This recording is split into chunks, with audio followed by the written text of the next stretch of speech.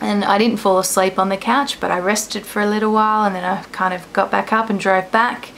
And by this stage I was still okay, you know, like completely devastated and emotionally drained, but physically okay, like tired, but all right. I think I still had the headache, but not as bad. Oh, actually it might have gone away. It might have, yeah. And so I got to Mum's and we got some takeaway, and I went out to get that, and I came back, and I was setting up the plates and everything, and I noticed I felt wobbly, like I felt a bit off balance. And I remember taking note of it and thinking, oh, you know, what's going on there? But again, I ignored it and kept going. And then we went down, sat down to eat, and my tongue started tingling. Something completely new, like my fingers had gone, my toes had gone, I was skipping letters in my handwriting, but now my tongue was starting to tingle.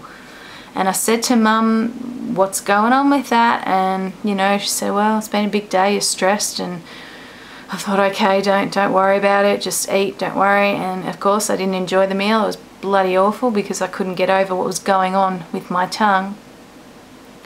And so I stayed for a little while longer, and then I went home because I was exhausted. So I woke up the next morning and I rang Mum from bed, and I said, I don't think I'm going to be able to come over. And I'd woken up really dizzy and not feeling well at all. And so I said to Mum, oh, hang on a minute, I'll get out of bed and see how I feel.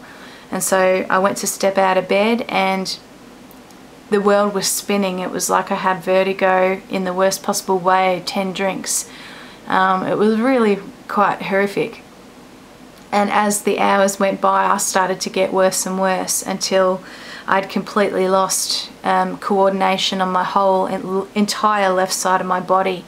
And every hour it seemed to get worse. You know, by the next day I couldn't walk, and my face had become tingly.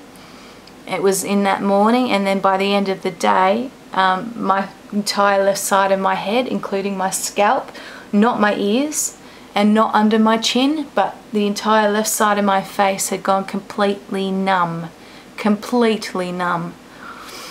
Never had anything like that happen to me before. And at the same time, the tingling on my tongue spread right down the left side of my tongue. So at first the whole left side of my tongue was tingly, and then as every hour went by, it eventually went completely numb as well. So it was like somebody had drawn a line right down my face and down the middle of my body, because the left side of my body was gone. I'd pick up a glass and my whole arm would be swinging around. You know, I just had no control. And it was the scariest thing ever. And I guess it's still really fresh, so I'm still not quite over it, but it was really, really scary. And so I rang Mum and I said, look, there's something really wrong with me.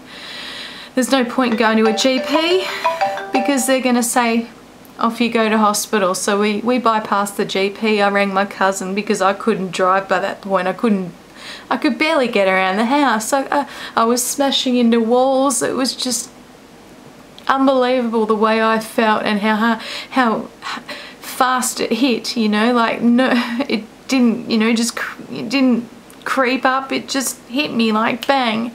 And yes, it came over a few hours, but even then it was so quick. I went from being fine the day of the funeral to the night of the funeral, and that's when everything started to go wrong overnight. And then when I woke up the next morning, I was in a really bad way, a really, really bad way. And so I rang my cousin and I said, can you take me to the hospital in the morning? You know, I need to go, I'm not well, not knowing what was wrong. And she said yes. And so the next morning rolled around and I rocked up at the local hospital with Mum. My cousin couldn't stay, so we got there at 9:20. And then at 11 o'clock we were taken in, and it turned out I was going to be there all freaking day. I didn't get out till 5:30 that night. So I'll stop there and I'll continue. The next video will be what the doctors had to say and what they did with me and what happened in terms of what happened next. Alright, thanks. Bye.